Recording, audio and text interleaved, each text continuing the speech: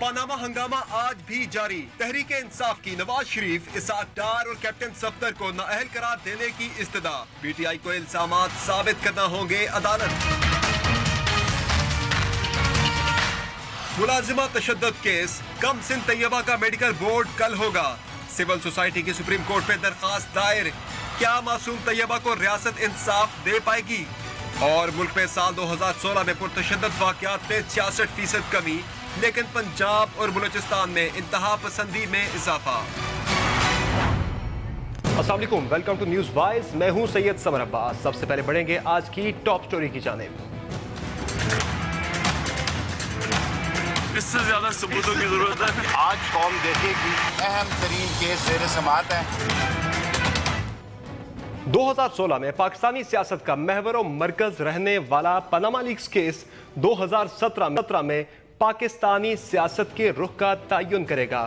Supreme court میں اس case کی سماعت روزانہ کی بنیاد پر شروع ہو چکی ہے۔ آج پاکستان تحریک انصاف کے وکیل نعیم بخاری نے عدالت سے استدعا کی کہ کیپٹن صفدر، اسحاق ڈار اور نواز شریف کی وہ نااہلی چاہتے ہیں، اور یہ بھی نعیم بخاری نے درخواست کی کہ اس کیس سے قطری شہزادے کے خط کو نکال دیا جائے، جسے عدالت نے ایکسیپٹ نہیں کیا۔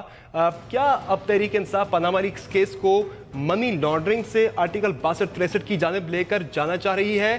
اس کیس کے قانونی پہلوؤں پر بات کرنے کے لیے ہمارے ساتھ موجود خالد رانجھا صاحب، سینئر قانونی ماہر ہیں۔ بہت شکریہ خالد رانجھا صاحب ہمیں شو میں جوائن کرنے کے لیے۔ رانجھا صاحب، آپ نے دیکھی آج کی سماعت، نعیم بخاری صاحب نے جس طرح سے آج عدالت سے یہ استدعا کی کہ وہ اسحاق ڈار صاحب کی، وزیر اعظم کی اور کیپٹن صفدر کی نااہلی چاہتے ہیں۔ جب تحریک انصاف نے یہ کیس دائر کیا، اس سے پہلے بھی تحریک انصاف کے چیئرمین عمران خان بارہا کہتے رہے کہ منی لانڈرنگ ہوئی ہے، ملک کا پیسہ لوٹ کر باہر لے جایا گیا ہے اور ان کے پاس اس کے ثبوت موجود ہیں۔ آج تحریک انصاف کہہ رہی ہے ہمیں صرف ان 3 افراد کی نااہلی چاہیے۔ تو ایک تو اب یہ بتائیں کہ کیا تحریک انصاف اس کیس کو 62-63 کی جانب لے کے جا رہی ہے؟ دوسرا یہ بتائیں کہ کیا اتنی بڑی منی لانڈرنگ اگر ہوتی ہے تحریک انصاف کے بقول، تو اس کی سزا کیا صرف نااہلی ہے؟ ظاہر سے دیکھنا یہ ہے کہ سپریم کورٹ اپنے اختیارات کو کہاں تک لے جاتی ہے۔ یہ تحریک انصاف تو صرف ایک اطلاع دہندہ کام کر رہی ہے، انہوں نے ایک FIR لانچ کی ہے، اب عدالت نے اس کی تفتیش کرنی ہے۔ اب تفتیش کے مراحل جب طے ہو جائیں گے تو اگر یہ فیصلہ ہو کہ ہاں جی یہ افراد جو ہیں یہ جھوٹے ہیں، انہوں نے چوری کی ہے، جرم کیا ہے، یہ بددیانت ہے، تو پھر 62-63 کا اطلاق آٹومیٹک ہو جائے گا۔ جب تک یہ فائنڈنگ نہیں آتی، 62-63 کی خواہش کرنا میں سمجھتا ہوں یہ ایک دیکھنا آپ کے پاس سابقہ پرائم منسٹر صاحب جانتے ہیں، انہیں ہولڈ کیا کہ یہ گلٹی آف کنٹیمپٹ، تو 62-63 پہ آ گئے۔ سب سے پہلے فائنڈنگ آئی کہ ہاں جی انہوں نے کنٹیمپٹ کی ہے، لہذا جب تک سپریم کورٹ یہ فائنڈنگ نہیں دیتی انہوں نے ایک بددیانتی کی ہے، جرم کیا ہے، جھوٹ بولا ہے، اس وقت تک شاید ان کے لیے یہ ممکن نہ ہو کہ اس کیس کو 62-63 کے زمرے میں لے کے آئے۔ لیکن رانجھا صاحب، جو کیس تھا، جو بنیادی مدعا تھا، وہ تو منی لانڈرنگ کا تھا، اب نااہلی کی طرف آ گئی تحریک انصاف، اس کی سزا تو بڑی نہیں بنتی منی لانڈرنگ اگر ثابت ہوتی ہے۔ تحریک انصاف از irrelevant now، انہوں نے اپنا کام کر دیا ہے، اطلاع دے دی ہے، ایک مدعی بن کے آئے ہیں، لیکن مدعی جو ہے یہ عدالت اس کی خواہشات پہ تھوڑی چلے گی۔ انہوں نے کہا ہمارے پاس یہ مٹیریل ہے، بڑی اچھی بات ہے، جب تک عدالت اس میں انکوزیٹوریل رول پلے نہیں کرتی اس وقت تک کوئی مسئلہ حل نہیں ہوگا۔ اور اگر یہ آ جائے کہ ہاں جی منی لانڈرنگ ہوئی ہے تو دین 62-63 از نیسری کانسیکوینس آف دیٹ، اس کے بعد کیس پہ جائے گا نہیں، ان کو سزا جو ہے یا تو 62-63 کی دیں گے آپ، یا جہاں سے پیسہ چوری کیا اس کی سزا دیں گے، یا ان کو سزا دیں گے منی سمگلنگ کی، یا دیں گے منی لانڈرنگ کی۔ ان سب کا کانسیکوینسز جو ہے they have to be ousted from the political offices. صحیح، یعنی کہ الٹیمیٹ اس کا یہی نتیجہ بنتا ہے۔ قطری شہزادے کے خط کو اس کیس سے علیحدہ کرنے کی آج درخواست کی پاکستان تحریک انصاف کے وکیل نعیم بخاری صاحب نے۔ کیا واقعی اتنا irrelevant یہ خط نظر آ رہا ہے قانونی اگر اس پہلو سے دیکھا جائے تو؟ جب تک اس پرزے کو ثابت نہیں کیا جاتا قانون شہادت کے تابع تو یہ ایک واقعی اخباری پرزہ ہے، اس کے کوئی معنی نہیں ہے۔ جیسے بڑی خوبصورت بات کی اعزاز حسن صاحب نے کہ اس کو پھینک دو ردی کی ٹوکری میں، کیونکہ یہ شہادت نہیں بنی۔ جب تک اس کو آپ کنورٹ نہیں کریں گے قانون شہادت کے پیرا میں، عدالتی شہادت میں، یہ ایک پرزہ ہے کاغذ کا، ہم بلا وجہ اچھال رہے ہیں اس کو. چونکہ ابھی حکومتی وزراء کا تو یہ کہنا ہے، ان کا یہ دعویٰ ہے کہ قطری شہزادہ جو ہے وہ آ کے یا ویڈیو لنک کے ذریعے جیسا بھی ہے وہ پیش ہونے کے لیے تیار ہے سپریم کورٹ میں اپنا موقف دینے کے لیے. آتا نہیں، جب تک بیان ریکارڈ نہیں ہوتا اس وقت اس کاغذ کی کوئی اہمیت نہیں. اچھا، آج فواد چودھری آج تحریک انصاف کے ترجمان فواد چودھری نے اعتراض کیا ہے جو لیگل ٹیم ہے وزیراعظم صاحب کی نئی لیگل ٹیم مخدوم علی خان صاحب سے متعلق کہ وہ بھی پاناما میں ان کا بھی نام آیا ہے تو وہ اس لیگل ٹیم کا ایسا نہیں بن سکتے. یہ اعتراض کے ساتھ تک جنن ہے. یہ وکیل کے اپنے نقائص ہوتے ہیں، وہ تو وکالت کر رہے ہیں نا، وہ اپنے آپ کو پیش تھوڑی کر رہے ہیں. نہ ہی وہ اٹارنی جنرل ہیں، ہی از جسٹ اے لائر. ہاں، بار کونسل اگر فیصلہ کرے، بار کونسل کیا فیصلہ کرے. اب تو ہمارے کئی جج صاحب کے نام بھی آ رہے ہیں، وہ جج بیٹھے ہوئے ہیں. تو ہاؤ کین یو ایسی لیگل رکاوٹ کوئی نہیں بنتی. لیگل رکاوٹ نہیں. صحیح ہے. اس کے علاوہ آپ نے آج دیکھا کہ خان صاحب نے یہ کہا کہ 2 ماہ کے اندر انہیں یہ کیس جو ہے وہ نمٹتا ہوا دکھائی دے رہا ہے، 2 ہفتوں میں. تو کیا لگ رہا ہے کہ جو ڈائمنشنز ہے کیس کی ڈائنامکس آپ دیکھیں تو لگ رہا ہے کہ 2 ہفتوں میں یہ کیس نمٹتا آپ کو نظر آ رہا ہے؟ قانونی آپ کی لیگل جو ایکسپرٹ اوپینین کیا کہتی ہے اس میں؟ میں سمجھتا ہوں عدالت عالیہ نے اس کیس کو اپنے تئیں ٹرانسفر کر لیا ہے اور کہا ہے کہ ہم ڈے پروسیڈ کریں گے. میں سمجھتا ہوں عدالت کی نیت یہ ہے کہ اس کو ختم کیا جائے. جب عدالت نیت کر لے کیس ختم ہو جاتا ہے. نہیں، نیت تو ہے، لیکن یہ ٹائم فریم کی جو بات کی آج خان صاحب نے، ٹائم فریم ہمارے ہاں ہم سب کلپتے ہیں ٹائم فریم کے متعلق. اور یہ جو باہر کی دنیا میں یہ کہتے ہیں ٹائم فریم کی بات کرو. اور لارڈ ولف تھے جنہوں نے تحقیق کی اس موضوع کے اوپر. ان کا ایک ہی حل ہے، transfer litigation from litigant to the court. تو عدالت نے اس لٹیگیشن کو اپنے آپ ٹرانسفر کر لیا ہے اور اب یقینی ختم ہو جائے گا. اچھا، اس کے علاوہ آج خان صاحب نے یہ بھی کہا ہے کہ اپوزیشن کا کام جمہوریت میں الزام لگانا ہے، ثبوت پیش کرنا نہیں ہے. کس حد تک آپ کو ان کا یہ دعویٰ آپ کو درست لگتا ہے؟ کیا واقعی ایسا ہی ہے؟ میں سمجھتا ہوں انہوں نے FIR درج کی ہے. اب اس کی جو تفتیش ہے وہ اداروں نے کی نہیں. اگر ادارے کرتے تو بڑی اچھی بات تھی، سپریم کورٹ بیچ میں نہ آتی. سپریم کورٹ نے اپنے اختیارات از خود نوٹس کے لیے ہیں، اس لیے ہیں کہ ادارے ناکام ہوئے ہیں. اگر ایک تھانے دار جو ہے اس کے دروازے پہ قتل ہو جاتا ہے اور وہ تفتیش نہیں کرتا تو پھر از خود نوٹس کی بات آ جاتی ہے. یہ اتنا بڑا جرم ملک میں ہوا اور نیب ادارہ بالکل خاموش تھا. لہذا سپریم کورٹ نے اس کو موضوع سمجھا کہ از خود نوٹس لے، اور وہ لیا انہوں نے. لیکن عدالت نے بھی آج یہی کہا ہے کہ ایسا نہیں ہو سکتا، آپ کو ثبوت پیش کرنا ہوں گے، آپ نے بڑے بڑے دعوے کیے ہوئے ہیں. وہ لہذا بات عدالت کی اپنی مرضی ہے. میں سمجھتا ہوں کہ جب آپ تفتیش کر رہے ہیں تو جو تفتیش میں مراحل ہوتے ہیں، جو اس میں آپ کو ایویڈنس ریکوائرڈ ہے، آپ اکٹھی کر سکتے ہیں. کوئی امر مانے نہیں ہے. اچھا، آج خان صاحب نے پریس کانفرنس میں اپنی یہ بھی کہا ہے کہ کل وہ عدالت میں یہ ثابت کریں گے کہ مریم نواز بینیفیشل آنر تھیں آف شور کمپنیز کی. لیکن عدالت نے انہیں یہ کہا ہوا تحریک انصاف سے کہ آپ نے یہ ثابت کرنا ہے کہ مریم نواز وزیراعظم کی ڈیپینڈنٹ ہیں یا نہیں. تو وزیراعظم کی ڈیپینڈنٹ ثابت کیے بغیر تحریک انصاف اگر ثابت کر بھی لیتی ہے کہ وہ بینیفیشری آنر تھیں آف شور کمپنیز کی، تو کیا سے کوئی فرق پڑے گا کوئی؟ یہ کئی دفعہ بیانات آئے ہیں وزیر اعظم کے کہ وہ ان کی ڈیپینڈنٹ ہے. بی بی کے بھی یہ بیان آتا ہے کہ وہ باپ کی ڈیپینڈنٹ تھی. یہ باتیں تو پہلے ریکارڈ پہ آ چکی ہوئی ہیں. اب بات تو یہ کرنے والی ہے اونرشپ کی. اور اگر کہیں کہ she is a beneficial owner تو burden would shift on to the prime minister. لیکن عدالت نے یہ کہا ہے کہ آپ یہ ثابت کریں کہ وہ ڈیپینڈنٹ ہے کہ نہیں. یہ تحریک انصاف سے کہا ہے عدالت نے. عدالت تو سوال کرتی رہتی ہے، لیکن عدالت اس کو آپ عدالت کی فائنڈنگ نہ سمجھیں.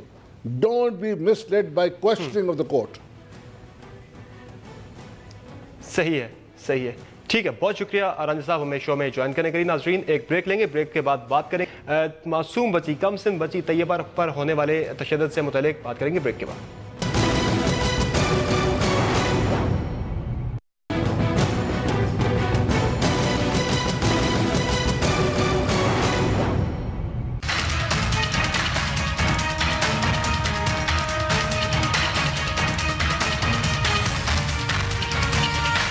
Welcome back. और अब बात हो जाए कमसिन तैयबा पर होने वाले तशद्दुद से मुताल्लिक। सुप्रीम कोर्ट के नोटिस के बाद कमसिन मुलाजमा तैयबा तशद्दुद केस में नया मोड़ आ गया है। एक तरफ सुप्रीम कोर्ट ने सेशन जज की कमसिन मुलाजमा पर तशद्दुद का नोटिस लिया तो वालिदैन बच्ची समेत गायब हो गए।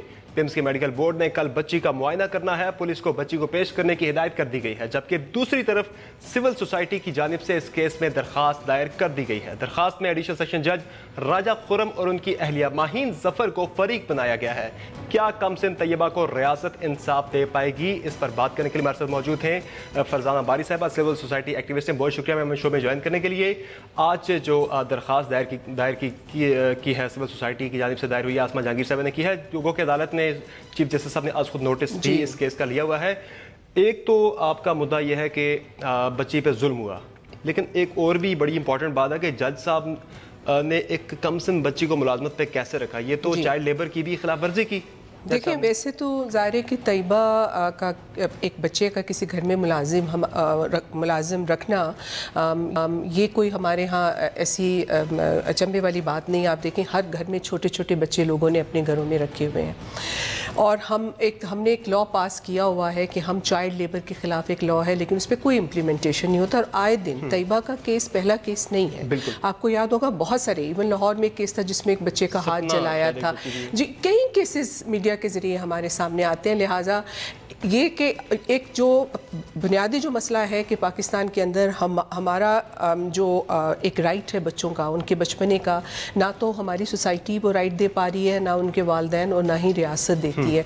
मैं समझती हूँ तैयबा का केस जो है वो इस लिहाज से एक जितनी भी हमारे समाज की बदसूरतियाँ हैं ना, और जितनी हमारे रियासत की जो है नाअहलियाँ हैं, आई थिंक इस केस में वो सब निकल के सामने आ गई। लेकिन सबसे पहले आप देखें, माँ बाप को देखें।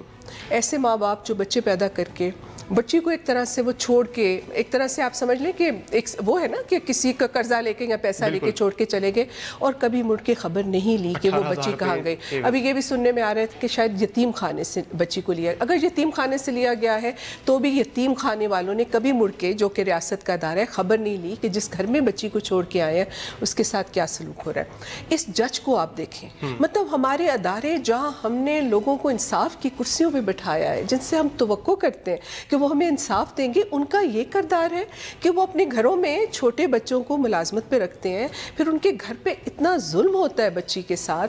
और फिर आप देखें कि दो वायलेशंस, चाइल्ड लेबर कानून की भी खिलाफ वर्जी और दूसरा तशद्दुद की बच्ची। और फिर उसके बाद आप देखें कि उसके बाद जब मतलब वो इसके ऊपर ये मीडिया के जरिए जब बाहर आता है सुओ मोटो, आपका हमारा जो इस्लामाबाद का हाई कोर्ट का सुओ मोटो नोटिस है।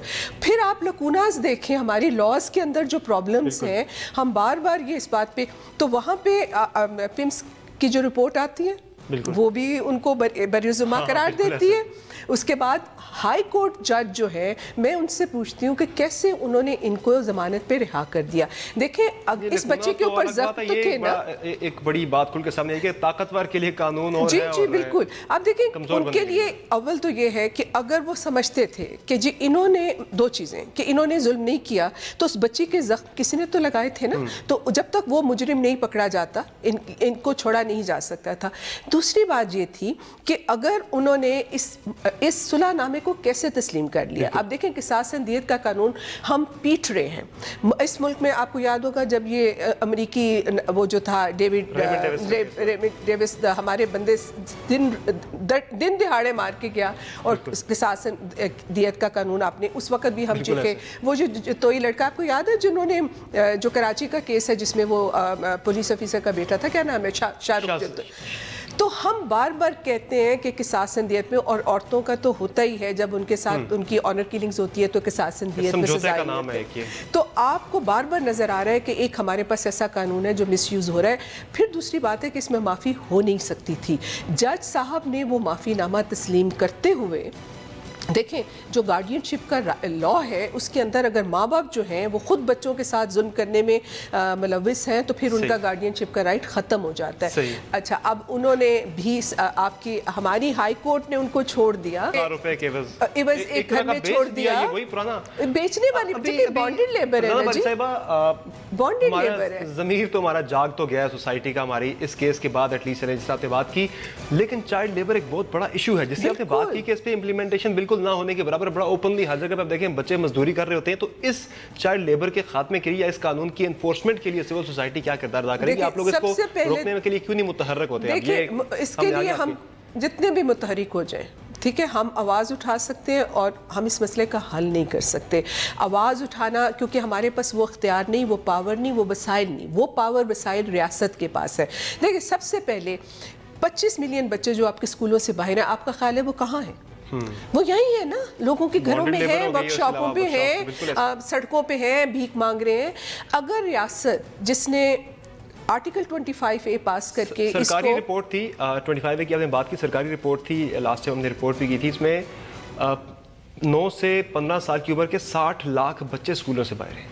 سرکاری رپورٹ ہے حکومت کی. تو دیکھیں اگر ہم یہی کر لیں کہ انہی بچوں کو ہم اسکولوں میں کمپلسری جو ہم کہہ رہے ہیں کہ جی ان کی لازمی تعلیم ہے, مفت ہے, پھر ان گھروں کو آئیڈینٹیفائی کریں جہاں پہ بچے کام کر رہے ہیں. اگر ہم ان کو اسکولوں میں لے کر آئے ہیں تو پھر اس فیملی کو دیکھیں, کیونکہ ظاہر ہے کہ ہمارے ہاں جو چائلڈ لیبر ہے وہ غربت کی وجہ سے ہے. تو پھر ان گھرانوں کے اندر جیسے آپ نے جیسے BISP ٹائپ پروگرام ہے نا, بیویز انکم سپورٹ, ان گھروں میں جہاں سے بچے کام کر رہے تھے, جب آپ ان کو اسکولوں میں ڈالیں تو ان گھروں کو کچھ سپلیمنٹری انکم آپ دیں. باقاعدہ ایک کیمپین لانچ کرنی پڑے گی اس کے لیے, مہم باقاعدہ ایک آپریشن کی طرح. ظاہر ہے کہ اپنے وسائل لگانے پڑیں گے نا. اگر ریاست جو ہے وہ بچوں اپنے ملک ہمارے جو بچوں کو اس جو یہ مشقت ہے اور جبری مشقت اس سے بچانا چاہتی ہے, تو پھر اس کے لیے جو پالیسی ہے اس کے لیے کچھ وسائل درکار ہے نا.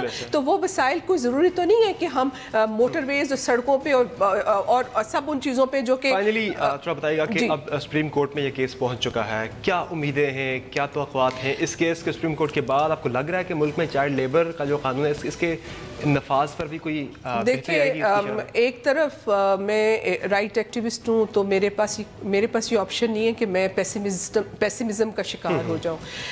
مجھے آپٹیمسٹ رہنا ہے, اور مجھے کیونکہ انہوں نے چیف جسٹس صاحب نے سو موٹو نوٹس لیا ہے, بہت امید ہے کہ ہوگا. لیکن میں اس لیے کہہ رہی ہوں کہ میں ایک مایوس بھی ہوتی ہوں اس وجہ سے کہ ماضی میں آپ دیکھیں کہ بہت سارے ایسے سو موٹو نوٹسز لیے گئے سپریم کورٹ کی طرف سے جس میں کوہستان کا کیس آپ کے سامنے ہے, لیکن 100 موٹو نوٹس لینے کے باوجود وہ کیسز کہیں نہیں پہنچے. سو میں امید کرتی ہوں کہ چیف جسٹس آف پاکستان سے اپیل کرتی ہوں کہ اس کیس کو وہ اس کا فوری فیصلہ کریں, اس کو ٹیسٹ کیس بنائیں, کیونکہ اس سے پورا جو کانفیڈنس ہے قوم کا وہ تباہ و برباد ہو جائے گا. کیونکہ ایک جج اس میں انوالو ہے. اس کا مطلب ہے کہ جوڈیشری اپنے اندر سے اس کرپشن کو, اس کرمنالٹی کو ختم نہیں کرنے کے لیے. ٹھیک ہے, ہم سب کو امید رکھنی چاہیے کہ اس کیس سے کافی زیادہ پازیٹیو ڈیولپمنٹس ہوگی. بہت شکریہ فیضان باری صاحب, ہم شو میں جوائن کرنے کے لیے. ناظرین ایک بریک لیں گے, بریک سے واپس آ کر ہم ڈسکس کریں گے ایک رپورٹ کو جس کے مطابق پاکستان میں دہشت گردی کے واقعات میں کمی تو واقع ہوئی ہے, لیکن فرقہ واریت میں بلوچستان اور پنجاب میں اضافہ ہوا ہے. اس پر بات کریں گے بریک کے بعد.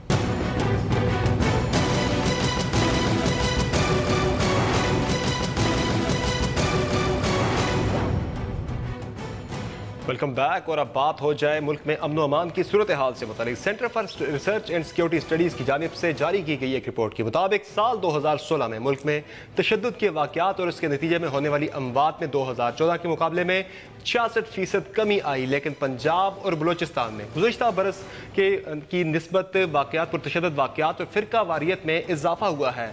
مزید تفصیلات اس رپورٹ میں. Centre for research and security studies کی جانب سے جاری کی گئی حالیہ رپورٹ کے مطابق سال 2016 میں ملک میں تشدد کے واقعات اور اس کے نتیجے میں ہونے والی اموات میں 2015 کے مقابلے میں 45%, جبکہ 2014 کے مقابلے میں 66% کمی دیکھنے میں آئی ہے. پر تشدد واقعات میں کمی کی اہم وجہ ملک میں جاری آپریشن ضرب از اور کامبنگ آپریشن کو بتایا گیا ہے. تاہم ملک میں مجموعی طور پر پرتشدد واقعات میں کمی کے باوجود پنجاب اور بلوچستان میں نہ صرف تشدد کے واقعات بلکہ اس کے نتیجے میں ہونے والی ہلاکتوں میں بھی भी इस साल इजाफा देखने में आया। बलूचिस्तान में साल 2015 के मुकाबले में 2016 में पुरतशद्दुद वाक़यात में 10% इजाफा देखने में आया, जबकि पंजाब में इस साल 424 अफराद दहशतगर्दी और दीगर तशद्दुद के वाक़यात में अपनी जान गंवा बैठे, जो कि पिछले 4 साल के मुकाबले में सूबे में होने वाली हलाकतों में सबसे ज्यादा है। सालाना रिपोर्ट के मुताबिक इस साल जहां मुल्क भर में फिरका वाराना तशद्दुद में 20% कमी देखने में आई, वहीं पंजाब, बलूचिस्तान और फाटा में फिरका वाराना तशद्दुद के वाक़यात और इसके नतीजे में होने वाली हलाकतों में इजाफा देखने में आया। रिपोर्ट आपने मुलाहिजा की। इसी मौजू पर तफसीली बातचीत के लिए हमारे साथ मौजूद हैं साबिक सेक्रेटरी दाखिला तस्नीम नूरानी साहब। बहुत शुक्रिया नूरानी साहब हमें शो में ज्वाइन करने के लिए। नूरानी साहब, कैसे देख रहे हैं आप दहशतगर्दी और इसके नतीजे में होने वाली अमवात में तो कमी आई है, लेकिन पंजाब और बलूचिस्तान में इजाफा हुआ है फिरका वाराना कत्ल और पुरतशद्दुद वाक़यात में? देखिए, ये जो मतलब ये कमी आई है, ये बड़ी वाज़े है कि जो आर्मी ने एक्शंस किए हैं नॉर्दर्न एरियाज़ में और कराची में, ख़ास तौर पे बलूचिस्तान में एक हद तक, तो उससे ज़ाहिर है कि जो उनके एक्सट्रीमिस्ट के जो बेसेस हैं और उनकी जो गढ़ हैं और उनके जो हेडक्वार्टर्स हैं वो धर्म बरम हुए हैं। उस वजह से ये एक कमी आई है कि 4,500 से लेके कोई 2,500 फेटेलिटीज़ जो हैं वो आ गई हैं। अब इसमें देखना ये है कि पंजाब में यानी कि ये ऑपरेशन ज़र्ब-ए-अज़्ब के इमीडिएट रिजल्ट हैं। जी। और मगर देखना ये है कि पंजाब में कोई 300 ऑड फेटेलिटीज़ है वो 450 के करीब चली गई हैं। सो देयरफॉर वहाँ पर एक ट्रेंड जो है वो रिवर्स है, और इसकी वजह यही है कि वहाँ की जो टेररिज्म है वो उनकी अपनी बेसिस वहाँ पर साउथ पंजाब में और दूसरी हैं जहाँ से वो ऑपरेट करते हैं, तो वो ज़र्ब-ए-अज़्ब से इतना मुतासर नहीं हुए जितना कि बाकी इलाके कराची के या बाकी इलाके नॉर्दर्न एरियाज़ के जो हैं वो वहाँ से ऑपरेट होते हैं। बट सो देयरफॉर एक खुशी की बात यह है कि भाई जो वायलेंस कम हुई है, और उसकी मगर ये है कि देखना ये है कि इम्पैक्ट ज़र्ब-ए-अज़्ब का कितनी देर तक रहता है। वो तो क्लीन अप हो गया, अब ये देखना है कि वो कितनी हद तक रहता है कि ये ट्रेंड जो है वो सस्टेनेबल है कि नहीं है। और मैं समझता हूँ कि ये ट्रेंड सस्टेनेबल नहीं है अगर हम लोग जो बेसिक कॉज की तरफ नहीं जाएंगे। रूट काजेज जो है एक्सट्रीमिज्म होगी बिल्कुल इसकी, और दीगर जी उसमें गुजारिश ये है कि जब तक कि हम जो हमारी ब्रेन वॉशिंग हो रही है, जो इंडोक्ट्रिनेशन हो रही है हमारे स्कूलों में, हमारे मदरसों में, हमारे देहातों में, उनकी तरफ नहीं जाएंगे, जब तक कि हम जो इस वक्त जिहाद का एक कॉन्सेप्ट दिया गया है आम अब जो लोगों को इन इदारों में, उसके बारे में गवर्नमेंट की एक नैरेटिव नहीं आएगा कि जिहाद किस किस्म का जिहाद जो है वो जायज़ है, या जिहाद जो है वो मतलब यह है कि सरकार की इजाज़त से होना चाहिए या नहीं होना चाहिए। इस पर गवर्नमेंट को कोई वाज़े पोजीशन अपनी लेनी पड़ेगी ताकि जो इदारे। लेकिन नूरानी साहब, ये वो चीज़ें सारी हैं, ये वो सारी चीज़ें हैं, रूट काजेज़ हैं जिनके खात्मे के लिए नेशनल एक्शन प्लान से 2 साल पहले तरतीब दिया गया था। और इसमें सबसे बड़ी बात है कि तमाम सियासी जमातों और हुकूमत और अपोजिशन और इसके अलावा फौज, तमाम जो है स्टेक होल्डर्स का इत्तेफाक भी था इन तमाम जो 20 नुकात थे नेशनल एक्शन प्लान के। ये वो नुकात हैं जिन्हें जब तक आप उनको उस पर काम नहीं करते, शुरू नहीं करते, तब तक ये जो रूट काजेज़ हैं दहशतगर्दी की वो ख़त्म नहीं होगी। तो क्या रुकावट क्या है बेसिकली, क्यों इत्तेफाक की राय के बाद इस पर अमल दरामद नहीं हो रहा? देखिए, ये जो चीज़ है ना, हमारे यहाँ मसला ये है कि जो चीज़ ब्रिक एंड मॉर्टर की होती है, जो चीज़ फ़िज़िकल होती है वो आसान होती है, और जो खेल जहनों का होता है और जहनों को बनाने का या बिगाड़ने का होता है वो मुश्किल काम होता है, और उसके नतीजे एकदम फ़ौरन नज़र भी नहीं आते। तो इस वास्ते जो हमारी जो सियासी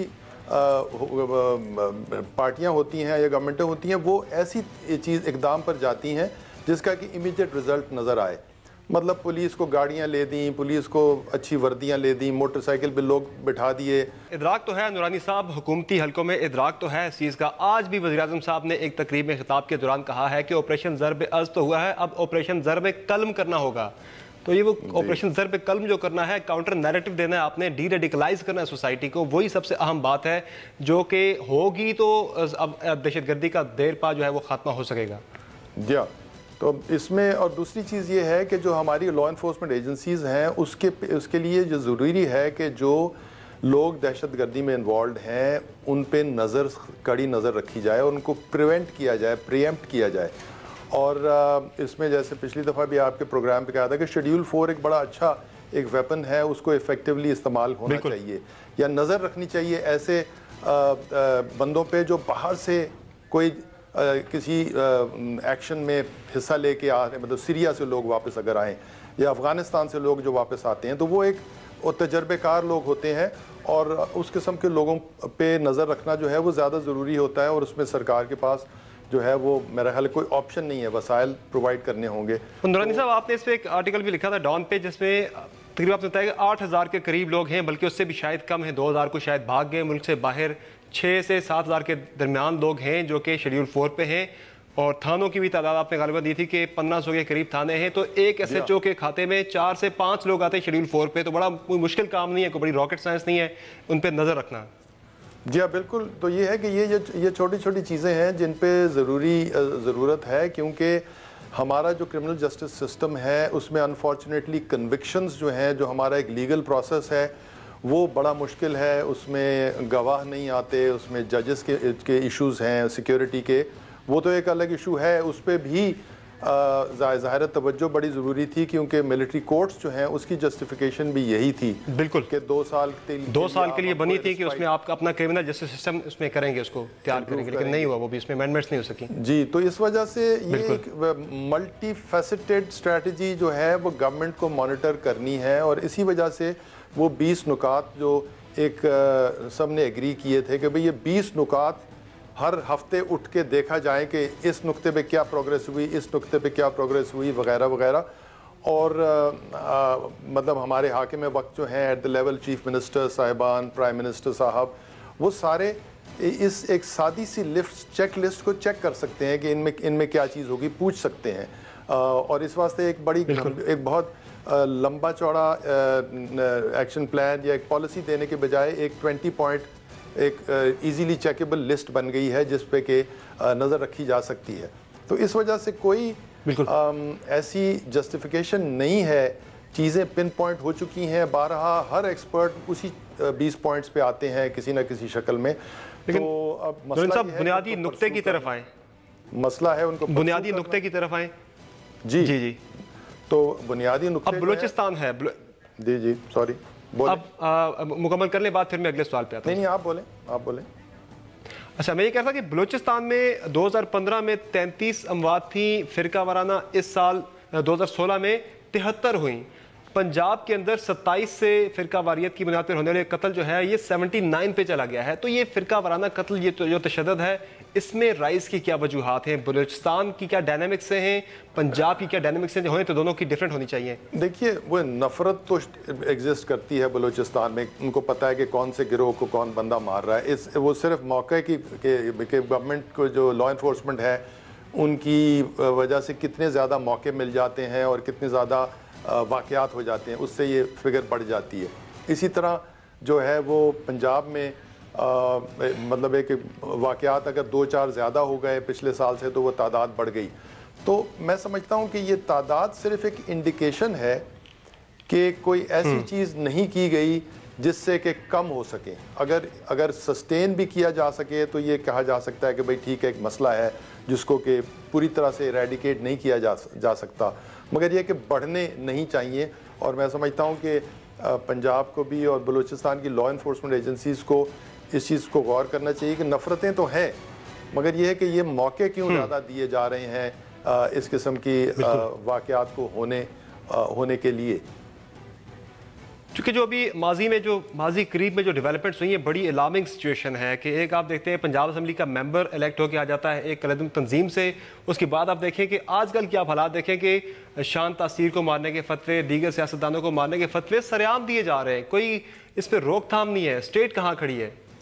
جو اکسانے والے لوگ ہیں ان کی روک تھام کے لیے، ان کے تدارک کے لیے کسی بندے کو بھی کسی کی چیز ناگزیر گزرے اور ہزاروں لوگ بیان دیتے ہیں، اور اس میں سے تو اب کوئی بندہ جو ہے اس کو ایک پن پوائنٹ کر کے اور اس پہ کوئی اپنا صادر کر دے حکم یا فتویٰ صادر کر دے، تو یہ میرا خیال ہے کہ اس میں اگر اتنی کھلی آزادی ہوگی تو ظاہر ہے کہ کنفیوژن ہوگا اور یعنی انتشار پھیلے گا۔ تو یہ سرکار جو ہے اس میں سرٹنلی اس کو نوٹس لینا چاہیے، اور اگر نوٹس نہیں لیں گے تو پھر دوسرے لوگ انکریج ہوں گے، کیونکہ اس میں جو حضرات اس قسم کی فتویٰ دیتے ہیں ان کی بھی تشہیر ہوتی ہے، ان کے ادارے کی بھی تشہیر ہوتی ہے، وہ ان کو ایک قسم کا امپیٹس ملتا ہے. تو اس کئی واقعات ہو چکے ہیں پاکستان کے اندر. سلمان تصویر قتل آپ کے سامنے نہیں ہے, انسٹیگیشن کا ایک واقعہ تھا. انسٹیگیٹرز ہیں وہ, ان کا تدارک کیوں نہیں کیا جاتا؟ اسٹیٹ کیوں نہیں کرتی, ان پہ ہاتھ کیوں نہیں ڈالتی؟ یہ صرف یہ واقعہ نہیں, اور کئی ایسے واقعات موجود ہیں جہاں انسٹیگیٹ کیا جاتا ہے. اسپیشلی فرقہ وارانہ تشدد کی بات کی تو یہ تو سارا ہوتا ہی انسٹیگیشن پہ ہوتا ہے سارا. جی دیکھیں نا, یہ اس میں تو کوئی راکٹ سائنس نہیں ہے, تو سرکار کی اپنی پرائیورٹیز ہیں کہ بھئی کس چیز پہ انہوں نے کوئی پرو ایکٹیو بیان دینا ہے یا پرو ایکٹیو چیز دینی ہے اور کس پہ نہیں دینی, اور نہیں دینی کی وجوہات جو بڑے واضح ہیں. تو اس وجہ سے اس میں دیکھیے اس میں کوئی یعنی اگر اس قسم کی چیز کو اگر آپ روکتے نہیں ہیں, اس کو ڈسکریج نہیں کرتے ہیں, تو ظاہر ہے کہ پھر اس قسم کے واقعات بڑھتے ہیں. ٹھیک ہے. اور مختلف جو لوگ ہیں وہ اپنے قانون اپنے ہاتھ میں لیتے ہیں, جو کہ ملک کی. ٹھیک ہے, بہت شکریہ, بہت شکریہ تسنیم درانی صاحب ہمیں شو کرنے کے لیے. ناظرین ایک بریک لیں گے, بریک کے بعد بڑھیں گے اگلے سیگمنٹ کی جانب.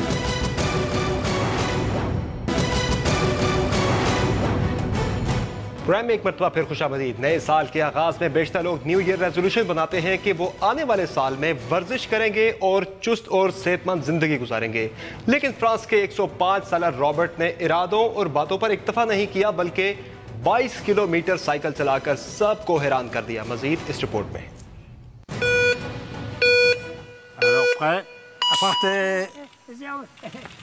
شوق کو پورا کرنے کی کوئی عمر نہیں ہوتی, اور یہی بات سچ کر دکھائی فرانسیسی سائیکلسٹ رابرٹ مرچنٹ نے. 105 سالہ فرانسیسی سائیکلسٹ رابرٹ مرچنٹ نے 22.52 کلومیٹر کا ٹریک 1 گھنٹے میں طے کر کے نئی تاریخ رقم کر دی. فرانس کے مقبول معمر سائیکلسٹ مرچنٹ نے اپنی جرسی پر بھی 105 کا نمبر تحریر کیا ہوا تھا, جبکہ پیرس میں منعقدہ ریس میں شائقین نے ان کو خوب داد دی. اس سے قبل رابرٹ مرچنٹ نے 2014 میں 102 سال کی عمر میں 26.92 کلومیٹر کا فاصلہ 1 گھنٹے میں طے کر کے ریکارڈ قائم کیا تھا, لیکن اس بار قریب آنے کے باوجود وہ اپنے ریکارڈ کو بہتر نہ کر سکے. ریس کے بعد صحافیوں سے گفتگو کرتے ہوئے انہوں نے کہا کہ میری توجہ اس طرف نہیں تھی کہ آخری 10 منٹ رہ گئے ہیں. اگر معلوم ہوتا تو میری رفتار تیز ہوتی اور میں بہتر کرتا. مرچنٹ نے 100 سال کی عمر میں 100 کلومیٹر کا فاصلہ 4 گھنٹے 17 منٹ اور 27 سیکنڈ میں طے کر کے ریکارڈ قائم کیا تھا. معمر سائیکلسٹ اس مقابلے میں بہترین کارکردگی کے لیے 6 ماہ سے ٹریننگ کر رہے تھے. ایک طرف بزرگ ایتھلیٹ کی چستی تو دوسری طرف آپ کو دکھاتے ہیں ایسے ایتھلیٹس جنہیں ابھی چلنا نہیں آیا لیکن ریس لگانے میں بڑے چست ہیں. دیکھیے یہ ویڈیو اور مجھے دیجیے اجازت. اللہ حافظ. 2, 1, go! And they're off! Kind of. Oh, we've got baby movement in lane 1. Miles is off and running. Oh, no, Miles, what are you doing? Miles. Come on, lane 2. Here comes lane 2. Lane 2 keeps going. Baby Jake in lane 2. Oh, Jake.